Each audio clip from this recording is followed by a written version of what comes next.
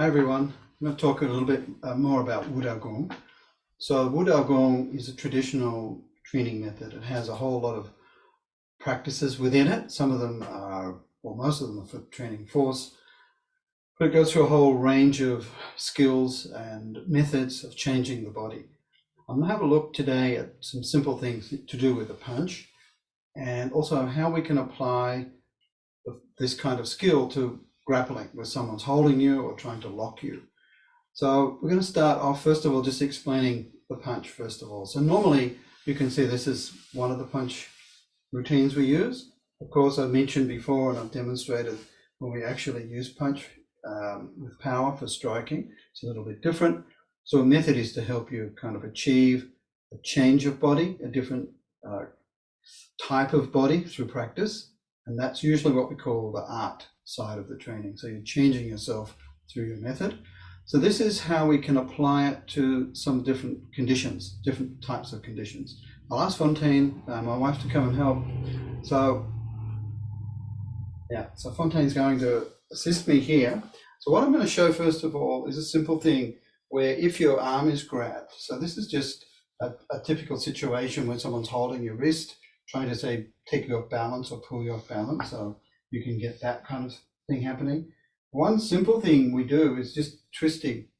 So you can see just by twisting the arm like that, it makes it very hard for the person to hold. So of course, if I'm way out here and I'm not really, the people are usually a lot stronger than you who attack you, that would be difficult for me. But if I come closer, I can then, I've got more leverage and I can do that. So if you look at this movement, you can see how the twist, this is part of the punch, right? So the punch, there's a twisting motion of withdrawing as you withdraw the fist. So it's used like that to actually control somebody. So of course you can do it very sharply. So if they're holding, you can suddenly pull back. This arm would strike normally, but you can see how it's used, just the twisting action, if I do it slowly. So now Fontaine's arm is in a bad position. If I just do that, it's already good enough to make them lose balance. So that's how that type of movement's used. When we practice, you'll notice we always use the waist. So when people train the waist, they don't always coordinate. So this is, I'm turning my waist, but nothing is happening, all right? So there's a disconnect between my arm and the waist. What you've got to practice is that the turning coordinates. So it's in sync with the arm. That's really important. And then, of course, when you're better at it, it's very quick. It's even harder for people to hold. If they do hold, as you saw before, you can take their balance. And this would be, of course, striking. So there's all these sorts of different situations, ways of applying your methods of training. If your both hands are held, maybe Fontaine can demonstrate this one, your arms do the same thing. You use both arms here and you push from your back leg. So you can see it's very strong, very powerful. So I'm holding again. So Fontaine. I also mentioned, so we always work on shoulders relax. So relaxation is a major principle in our training. So you work, if I lift up the shoulders, then it doesn't work. Do it. So I have to relax into the legs, then push. You can see the difference. Yeah. Twisting. Yeah, so the body, you can see that body, Fontaine does that again. This is part of dragon body. If you do it side on, maybe they can see, like that. So the back, you just hold the posture. The back is quite rounded. Yeah, the shoulder is down, the spine is straight. Yeah, so you got to keep the shoulder down. This allows the force, my force, to be channeled down to her legs. So when she pushes, she's really pushing from the legs. The structure here gives her plenty of upper body support, so she's not actually collapsing. She's like a ball shape. So the ball shape gives you kind of universal strength. Your strength's pretty much everywhere in the upper body. But the shoulder has to relax. Once you do this, you break that structure. So structure is important. It's not everything in a sense that when you're training, your body will naturally adjust. So you don't walk around with, look at me, I'm holding my structure. It has to be natural. So that's a part of the process, training process. Okay, so we looked at the idea here of the punch.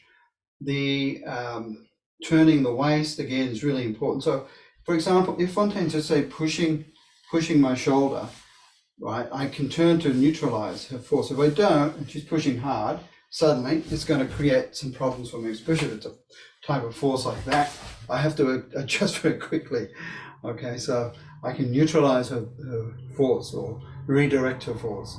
So this is another reason why we turn the way. So if you look at this type of movement, this is ward off. So ward off is a spring kind of loaded position. So it's similar to what Fontaine was doing before with her arms when I held her, but this is more like in a protective position, but it's trained like this to help you get the structure.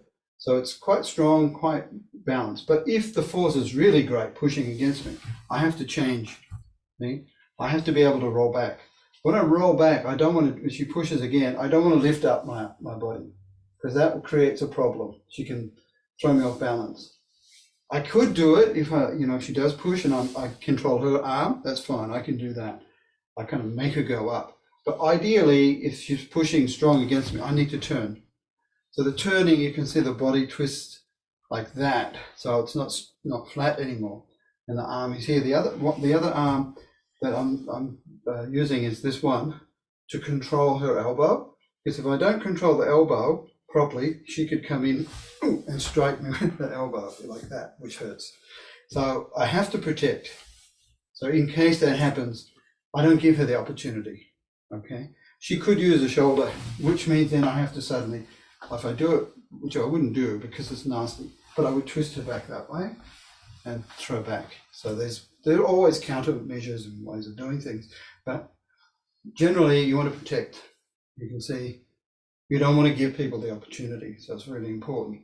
So ward off means that you give yourself good protection. So if I've got like an on guard, you can see like in boxing or something, if she strikes my arm strong, right, like that, okay, so do it sharp and yeah, so the idea is that your ward off can deal with it, but of course you wouldn't go against it. If it's really strong, I need to adjust to her force. But what I wouldn't want to do is completely drop down, because then I'm exposing my head. But I could do this if she's suddenly strong and I can change, that's fine. I can change to strike. But generally speaking, okay, this is what we talk about ward off, is this kind of protection. Yeah, like a spring, can you see? It's enough to keep you at bay and absorb your pressure. If I'm too relaxed, that becomes a weakness. If I'm too tense, like that becomes a weakness. See, they draw you forward. So if you're at the right pressure, whatever they do, whichever way they go, you can adjust. You see, you can adjust.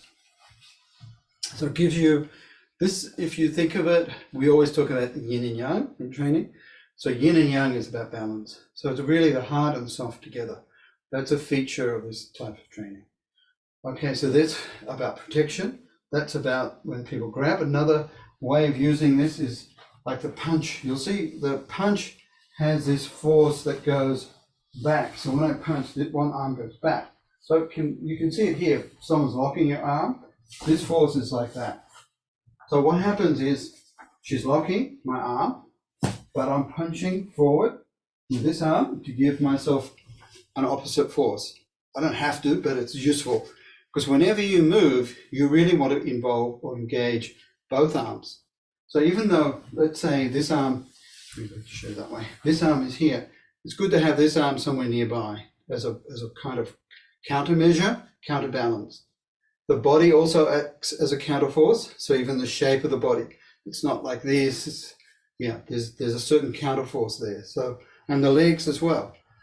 So you got the arms, you got the legs, you got the spine, you got the waist.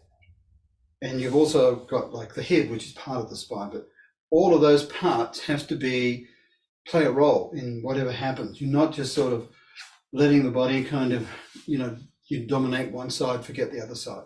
So there's yin and yang. So yin and yang also means it's dynamic, it's changing all the time. So you can't say, oh, this is the best posture. Everything has a weakness. You always have to adjust. That's the idea. You have to be able to change with whatever's happening. And that's where things like when you learn push hands, you're contacting your partner, but you're very much alive. You're very much feeling what they're doing. you're not just relying on like, oh, I've got this pattern, I've got to use a pattern. You never know. You never know what they're going to do. So the idea is you have sensitivity, you have ward off, and you have the ability to change. Gotta be careful. Oh, she wins all the time. Okay, so this is a little bit of an insight into some of the things we do. Hope you enjoyed it. Thanks, everyone. Thanks, Fontaine.